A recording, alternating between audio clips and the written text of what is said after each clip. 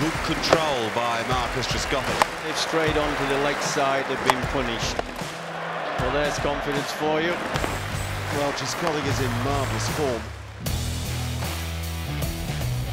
Wow, my first proper game of cricket would have been when I was 7. I sort of played junior cricket for my local club, Keynsham Cricket Club that was at the time. Playing in under-11s game, just various different friends and people that you knew at the club. But it all went from there very quickly after that. My first experience of playing a higher level or professional level was probably around, I think it was about 15, that I sort of came down here a couple of times and they used to invite you down for a few nets with the pros, which is like, in this day and age, is just totally alien because obviously all the batsmen want to prepare and get ready for the game. My first team debut was a dramatic game against Lancashire. I think I got 3 and 1, but a short, sharp game. I remember it being very entertaining and it was all over and it was just like, wow, is this what professional sport's really all about? The innings against Glamorgan was the pivotal moment probably in my international career. Everything came off, everything I tried to do worked. 167 and we ended up winning the game and it was just like, that was the catapult really for me going forward. Marcus Trescothick, who's making his debut for England. But the young man has played a tremendous hand. It was really the big moment, really sort of, I guess, sort of kicking forward to wanting to become an established player. I think any time that you get your hundreds, it gives you that milestone almost, just to try and move on from. I don't think you ever realise you've ever made it at any point because you're always striving for bigger and better things all the time. And it's 200 to Marcus Trescothick. I think that was just a stepping stone to what you wanted to try and achieve.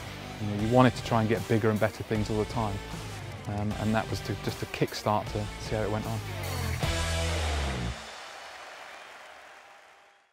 Has my batting evolved? I think it has to, undoubtedly. If I look back at some of the videos now, my stance is similar-ish, but my movements are far different. People used to always give me a lot of grief about not moving my feet, and I can sort of understand why now. When I look back on videos, I didn't move my feet a great deal, and I think I really sort of developed a bit more foot movements when I came back to county cricket because I had to change the style of play that I wanted to be. Other things evolve as well, playing against spin.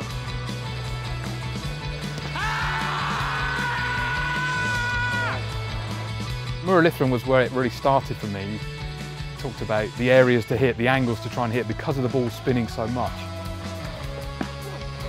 Trescothick's response to a couple of LBW appeals. Lap sweep, one of his favourite shots against the spinners.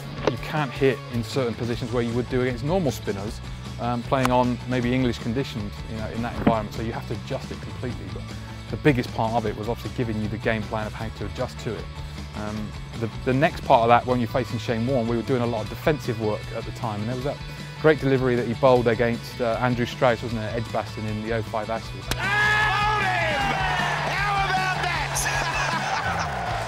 Where it was like it spun massively out of the rough and the angles that Andrew Strauss created almost allowed that ball to spin in the fashion what he did.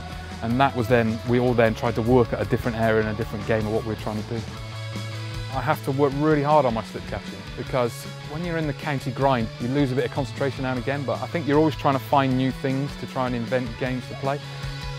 The one on the knees was something that we've worked at pretty good. We sort of played along with that and tried to suddenly thought, wow, this is a great idea because pitches were, as they would not spin as much or not carry as much as what they used to. The ball never used to get to you.